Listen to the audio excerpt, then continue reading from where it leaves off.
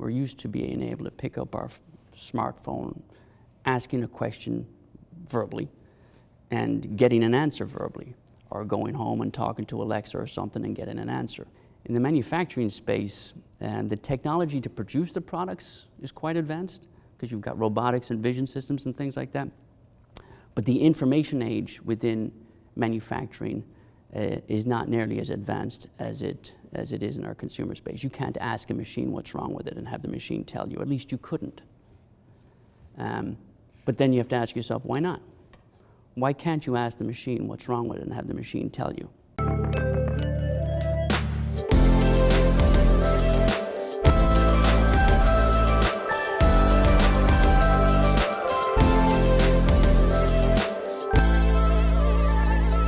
Hello, my name is Robert Schmidt, also known as Mr. IoT. I am Deloitte's Chief IoT Technologist.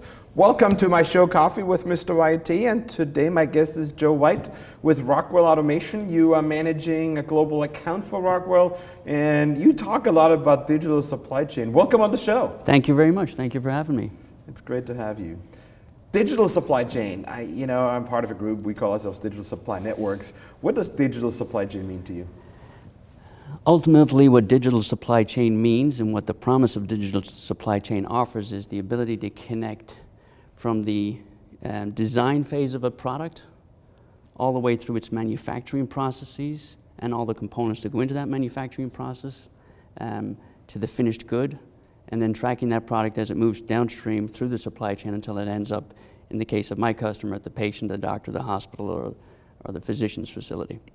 So ultimately, digital supply chain can take on many different variations, but really the opportunity of delivering on the promise of something like personalized healthcare requires the ability to collect information from all of the upstream manufacturing processes, for all the components, the raw materials, the devices that go into the finished product, collect all that metadata. So that's horizontally integrating the digital thread from all the source to the assembly point, or the finished good assembly point, vertically integrating that into the manufacturing process. And then when you get a finished good, you have a unique ID code associated with that product, because it's a personalized product. So now all of the metadata, or the digital thread that makes up that metadata that makes up that digital thread, is associated with that unique ID code. So now you have an individual product, a personalized pharmaceutical, medical device, car, automobile, whatever it is, that is unique, and then you track that until it gets to its ultimate destination. So it's sort of like anything from when it gets thought of, the product, to when it gets produced, when it gets made, when it gets shipped, when it gets delivered, and then with your client in terms of when it gets used. Is that sort of like a good description? Yes, exactly. So basically, when you have... You said the promise, by the way. Is it the what? You said the promise of that. So the I have to probe you. What does that mean? It's not there yet? Or? So I'll associate it with personalized healthcare. Today, when you have a hip surgery, or you have pharmaceutical products that you ingest, anything that goes into your body, it's not made specifically for you. It's not made for me. It's made for people like us. So when you produce a pharmaceutical product, the reason why there's a lot of warnings on there regarding the side effects is because, in general, the higher percentage of people that take that medication are going to be fine in terms of not having any side effects, and it'll treat the condition that you want it to treat. But it doesn't take your DNA into consideration. And your DNA is slightly different than my DNA, and how you're made up, what makes up you and what differentiates us. We're not exactly the same. And so the side effects may affect you, but they won't affect me. So the promise of personalized healthcare is making a product specifically for you to treat the same condition. We both may have the same condition, but to treat it specifically for you using your blood and your cell structure, so that there is no side effects because it's using your own cell structure. In the case of a medical implant, when you go for hip surgery or knee surgery, it's not made specifically for you. There's probably a range of 30, 40 models to choose from, and they fit various structures, various size and shapes of people. So by and large, when you have your surgery and the product gets put into your body, everything works out well, you have a fast recovery, and it solves the problem that you wanted it to solve. But there's a percentage of people that have a longer, more arduous recovery because it didn't quite fit correctly. It didn't quite match up with the skeletal structures that you have, which are completely different than mine.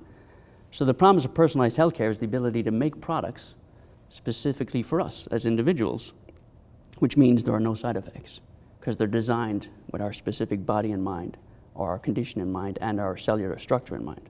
So to do that, to be able to produce a unit of one, you have to be able to know how that product is made from all its raw ingredients, its source materials, everything that goes into the finished product, because now it's unique to you.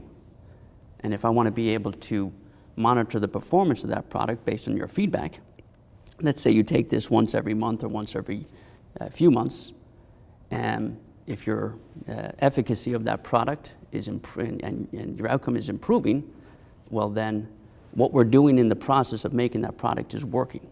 If it's not improving, then we need to go back and tweak it. So now you can see the promise of personalized healthcare in terms of having a complete horizontal digital thread in terms of supply chain, vertical digital thread in terms of finished product, and then closing that data loop back to the manufacturing process so that we can tweak it to improve the performance as it pertains to you. It's a lot. I sat here smirking, and I just want to explain to you why I smirk. It was I'm a little weird, or some people call it unique. But what went through my head was, first of all, I have a sore knee. When you talked about implants, I was like all worried. I hope I don't need a new knee. And then secondly, when you compared us of different DNAs, I was like, yeah, we are different in many ways in addition to the DNA. I'm sorry, I was just laughing about this. I have to say, personalized healthcare fascinates me. I think I'm particularly fascinated by healthcare and IoT together because there is something about, we talk about predictive maintenance for machines all the time, and I don't ever hear us talk about predictive healthcare. I have two questions. Why do you think we aren't as far in terms of IoT predicting and so forth on our health as we are with machines? And my second question around this is, you have a global role. Do you see differences in this across the globe, how certain countries approach this? That's a good question. I think, or both good questions. I think the advent of technology as it pertains to humans is in its infancy in terms of how we apply it to ourselves. We're used to applying it to things. We come up with the ideas and we build machines. We've been doing it for a couple of 100 years, or maybe a little bit longer than that. So we've been used to applying the technology to devices. But it's only in the last, let's face it, the smartphone was invented, 12 years ago, approximately. That's the first wearable device, first smart wearable device. We all carry it. It's not quite wearable, but we carry it. And ever since then, wearable devices have started. My kids wear it, but yeah. Yeah. So, now, and it's the first device that has actually entirely changed human behavior in terms of how we act and behave and communicate in a very short period of time. So it's quite transformative. But now we're used to technology being smart and being wearable. So as you wear, so it's in its infancy, really.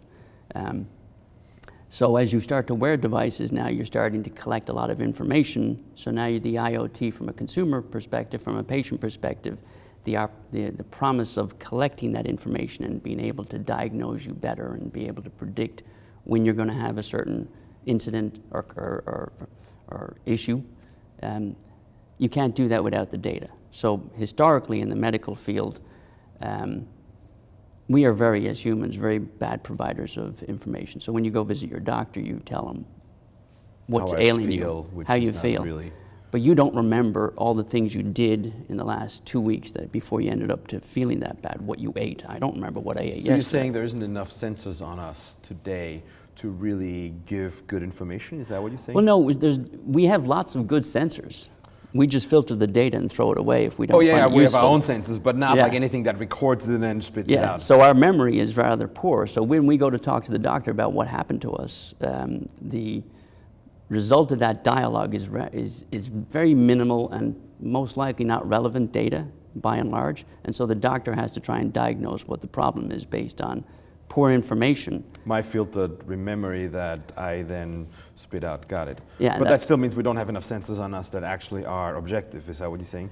Well, when you start to add data, sensors that are collecting information about you personally, then now you have data that is historical, and you can analyze that data and maybe and look for trends and start to do some prediction around that, just like you would with a machine, in terms of when this happened last time, that happened. You can Do the sensors exist today, and we're just not using them, or because of human reasons, or do they not exist yet? No, or? they exist. Those are starting to collect a lot of data around what you do. Your mobile apps are telling you how many steps you take. There's some cardio monitors.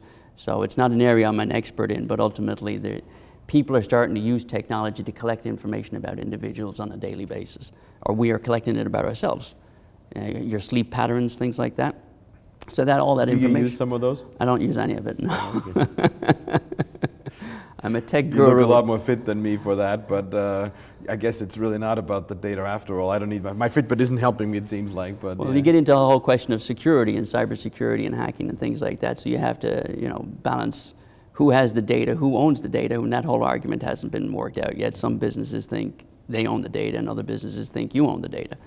So how do you think about this global thing? You work with a large manufacturer of devices, and you work with them globally. Do you see differences across countries that are further ahead than others around personalized healthcare? Well, when it comes to manufacturing, I mean, I work with a global multinational. They've got 130 plants globally, 250 R&D facilities, 500 warehouses, distribution centers. So they're everywhere pretty much. And with globalization in the late 90s and early 2000s, the ability to isolate the advantages of one manufacturing environment over another dissipated. So they basically got spread across the world, and the knowledge and capability of manufacturing across the world, it just got dispersed. So I don't think any one country is better at making products than another if they have the right technology and the right equipment. Because at the end of the day, brain power is brain power, so humans are the same everywhere.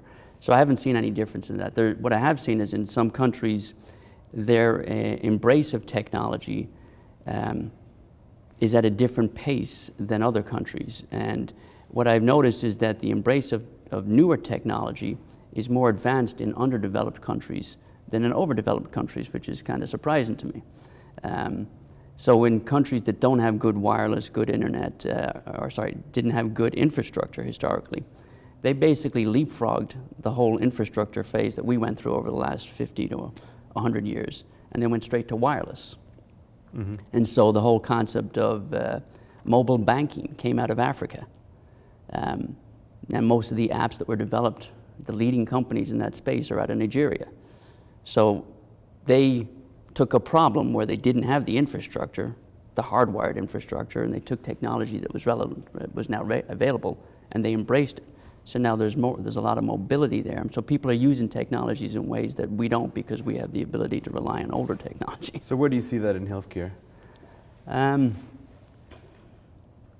Where do I see the embrace of technology in healthcare across the globe? Probably the challenge in healthcare is that different companies or different countries apply their funds to serving their people differently.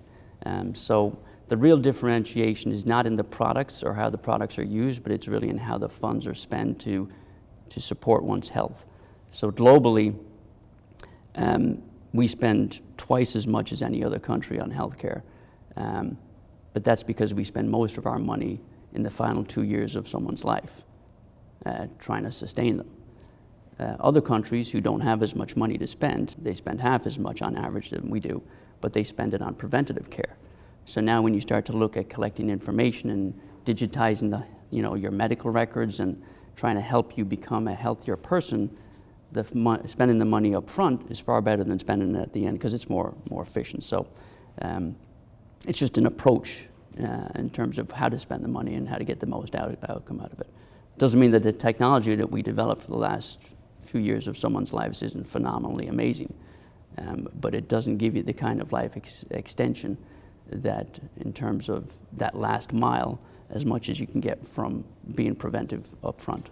I asked that question to a doctor, I don't know, a few shows ago, and the person said Denmark as being one of the countries that really they felt was ahead in some of those things in terms of healthcare.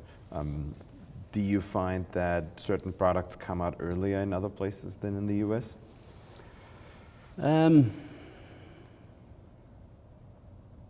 That's difficult to say. Yes, I guess is the answer. It depends on the target market. It depends on the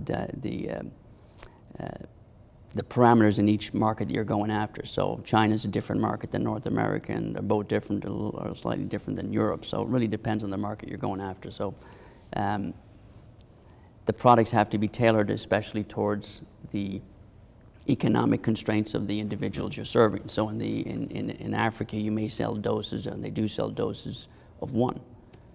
Well, you don't buy a dose of one in any place in North America. You buy a bottle of pills or whatever. So it depends on the economics of the situation. You have to serve the market. So if you're serving a market that you have to sell doses of one, well, you have to manufacture to that.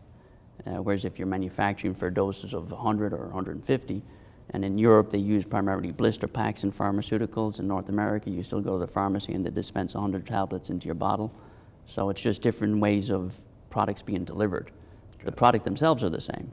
So it's a matter of accommodating the economics and how customers are used to receiving products.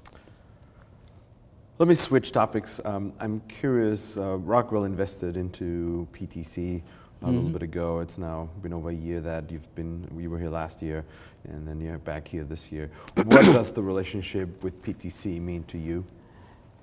Yeah, so we're actually at an incredible inflection point in the world of manufacturing. And what I mean by that is, we're all used to technology in our personal lives. We're used to being able to pick up our smartphone, asking a question verbally, and getting an answer verbally, or going home and talking to Alexa or something and getting an answer.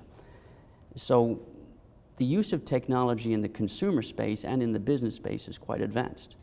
In the manufacturing space, the technology to produce the products is quite advanced, because you've got robotics and vision systems and things like that. But the information age within manufacturing is not nearly as advanced as it is in our consumer space. You can't ask a machine what's wrong with it and have the machine tell you. At least you couldn't. But then you have to ask yourself, why not? Why can't you ask the machine what's wrong with it and have the machine tell you? If I can ask Alexa what's the weather in Ireland and it tells me, why can't I ask the machine what's wrong? So the investment in PTC is it's bringing the convergence of what we call IT and OT together in a real tangible way. The portfolio that PTC has is extraordinary in terms of its digital design, simulation, testing, digital twin creation, and the IoT platform to ingest data so that you can analyze it. So it creates, just like your smartphone is a platform in which all those apps can live and operate and coexist, and you can extract data from and get value out of it. ThingWorx is that for manufacturing. But someone's got to get the data in there.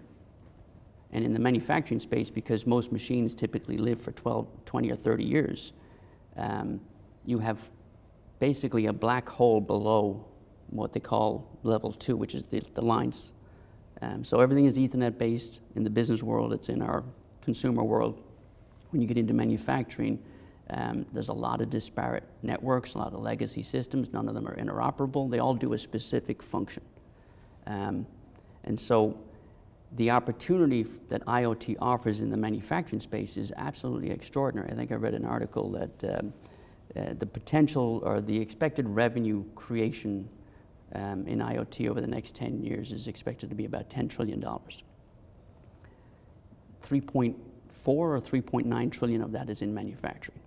And that's because we create more data in manufacturing than in any other space, but you can't get to it. Or historically, you couldn't get to it because it's buried in the machines and the controllers and the sensors. And so what this relationship with PTC does is it brings both our expertise in the automation space and industry space and the information associated with that space and the ability to analyze that data in context in terms of what data means, bringing it into an IoT environment like ThingWorx creates that unified world where you can access the data wherever it resides, communicate with the devices, again using a platform from PTC called KEP, where it allows us to communicate or connect to communicate with the devices, and then we provide the context around the data that's exposed so that you can then analyze that data, and then you can do whatever you want with it. So now you start to look for insights, whether it's prediction on quality, performance, whatever the objective is of your analysis. Someone has to create the environment in which you can ingest the data and present the data in a contextualized way, and then you can analyze it. So those 3 steps in the beginning are required to achieve what what industrial IoT can deliver in terms of value. And that's what the relationship between our 2 companies has created. It's created that environment to accomplish that. So it's incredibly exciting. It is exciting. It's exciting times, and I want to close with one question for you. I surfed your Twitter account a little bit for your posts, and I saw you had a lot of posts about healthcare, and I know you work with a company that's in that space, but my fantasy is that you also have a personal affiliation, a personal interest in what goes on in healthcare and technology.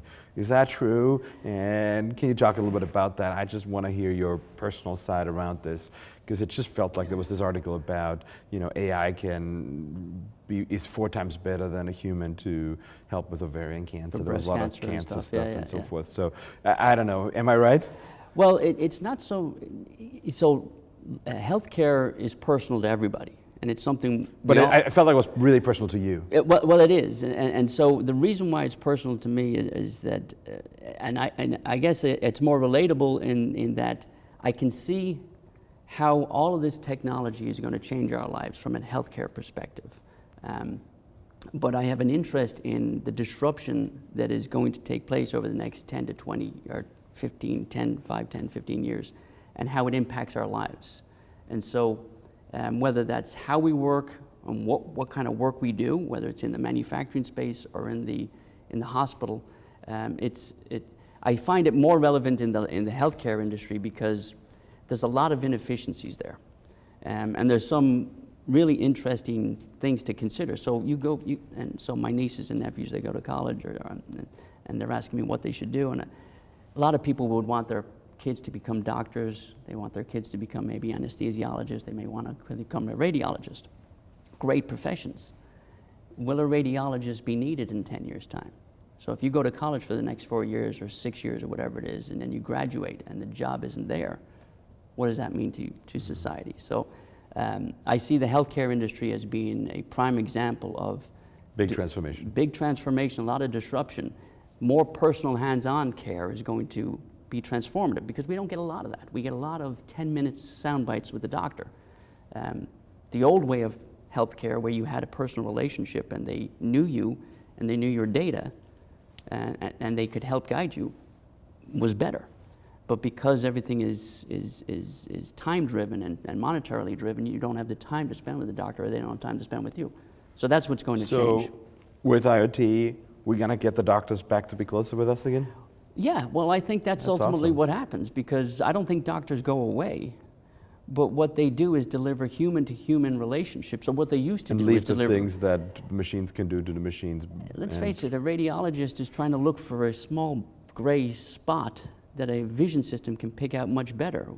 But I don't want the computer or the robot telling me I've got cancer and what to do about it. I want the diagnosis to be accurate, but I want the doctor to explain to me what my options are, so you get that relationship back. When you go to the doctor's office today and you give him your slew of conditions, depending on how good your doctor is, he's going to tell you, or she's going to tell you, it's either this, this, or this. Let's run all these tests. Well, I don't want to run all those tests, and I don't want to know if it's this, this, or this. I want to know it's that. They shouldn't have to try and remember that based on their education or their experience as to what my condition is. There's plenty of data that can make it a 90% probability that it is this. So the doctor can tell me, Joe, 90% probability, this is what you have, here's what I recommend we do. That's where the doctor's role should be.